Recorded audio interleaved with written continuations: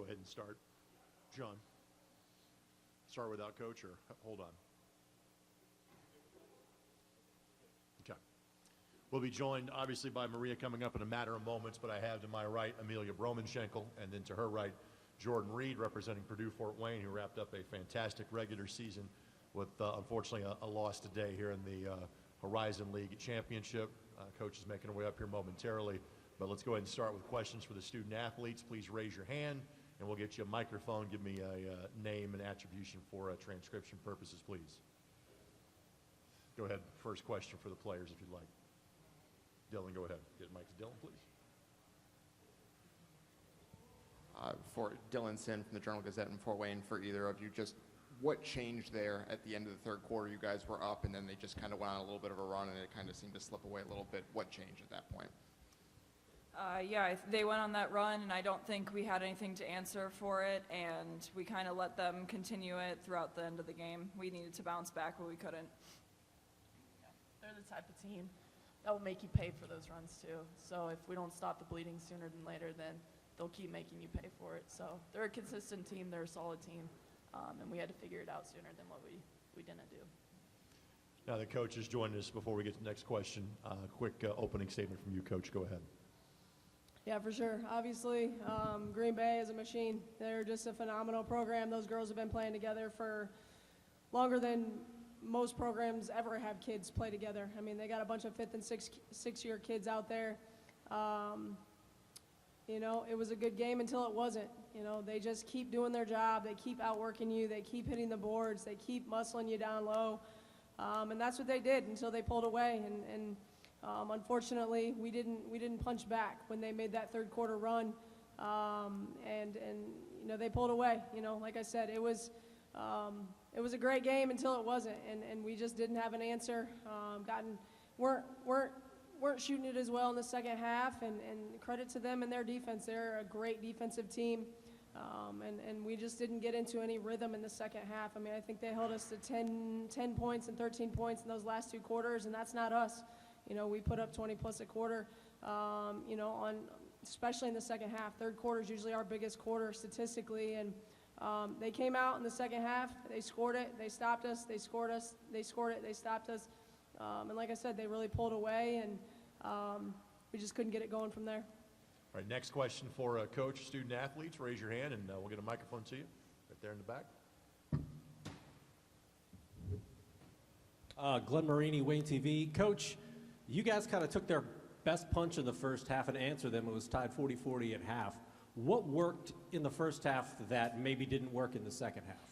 Yeah, I mean, we came out with some swagger. Obviously, I thought we got stops and we got out in transition. And in second half, we didn't get stops. And so if we can't get out and run in transition, it slows us.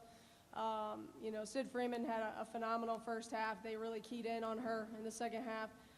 You know, coming into this game, they clearly were keyed in on Lauren Ross. She wasn't getting any daylight for anything all game long. And so we couldn't get her going, and they were being extremely physical with our other guards and our posts as well. You know, like I said, I thought, you know, you mentioned, you know, we took their punch in the first half and went in tied. I also thought we let some opportunities slip away in the first half. And with Green Bay, when you don't take advantage of those opportunities, it comes back to bite you. And we had some extremely silly turnovers in that first half and some extremely just things that we don't normally do that we did. And I thought, you know what, hey, we're in this game, but at the same time, we should be up 4 to 6 points right now because we made some silly mistakes, and I hope that doesn't come back to bite us, but unfortunately it did. Let's go over here, please. Back corner.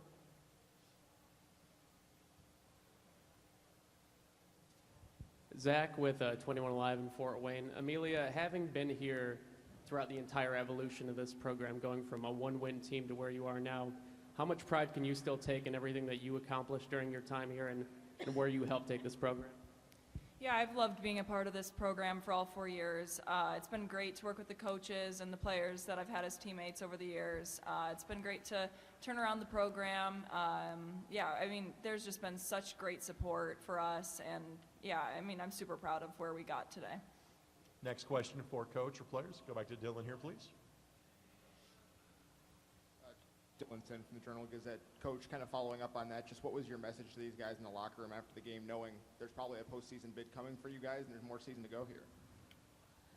Yeah, I mean, it's a tough moment because obviously, we wanted this one, and the girls worked all year for this one, and we didn't get it. But like you said, we've earned a postseason bid. We don't know what tournament that'll be.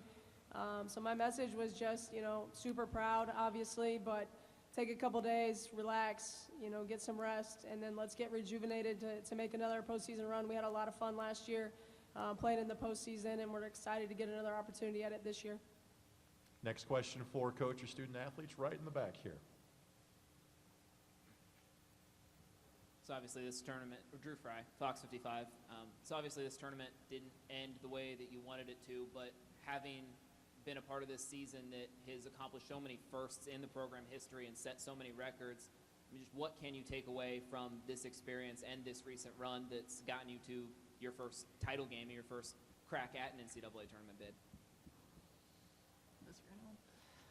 Yeah, this was a special season, and this game doesn't define the season that we've had, and it surely doesn't define what postseason we have in front of us. And Coach Mark kept reminding us that our steps are already established. The Lord has a plan for us, and we just have to find peace in that and be content in that. And so we're just going to keep growing, and we're going to keep grinding, and let this season be a foundational piece for legacies to come. Any more questions for coach or for student athletes? Let's get one. Let's get Chris here, and we'll get Dylan another question as well. Chris, go ahead. Coach, that late third quarter, early fourth quarter, your scoring went dry a little bit. What does Green Bay do to make things so difficult on that end of the floor? They do a lot of things. For one, they contain the ball extremely well. We're a team that gets downhill pretty easily on most teams, and against Green Bay, we don't get in the paint too much, right?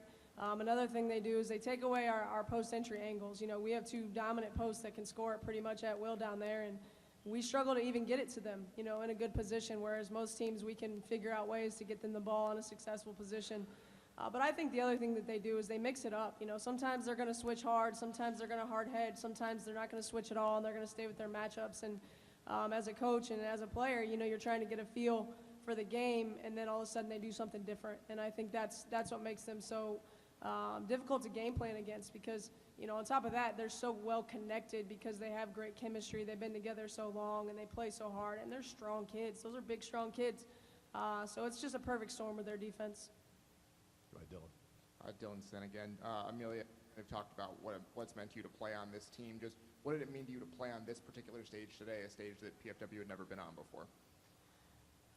Yeah, we've been working to get here since I came to school, and it's been great to come down here the last 3 years. Obviously, the other 2 years we didn't get to the championship game, so that was one of our main focuses going into this year. It was super great to get there. Not the result I wanted, obviously, but yeah, super proud that we got here.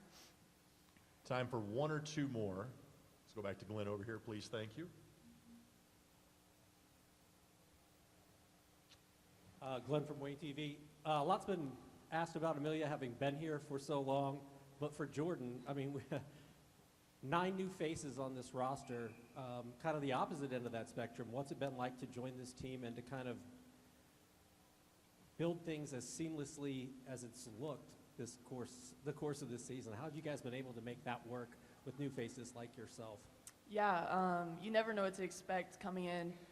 New team, but 9 new faces, building that culture. But I think the returners had a big piece to it, and they set the standard straight. And I think we got really, really lucky with the people that we have, the characters that we had. And just from the coaching staff to the returners, they allowed us to kind of make our culture what we wanted it to be. And thankfully, we had a bunch of girls that loved each other and supported each other.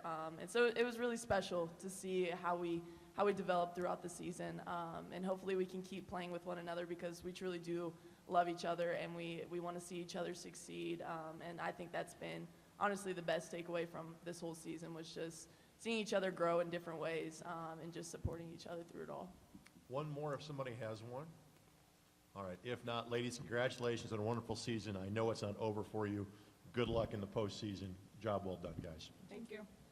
And while she's up here, let me announce the all-tournament team has been announced. Amelia Broman-Schenkel representing Purdue Fort Wayne, as is Sydney Freeman. For Green Bay, Natalie McNeil,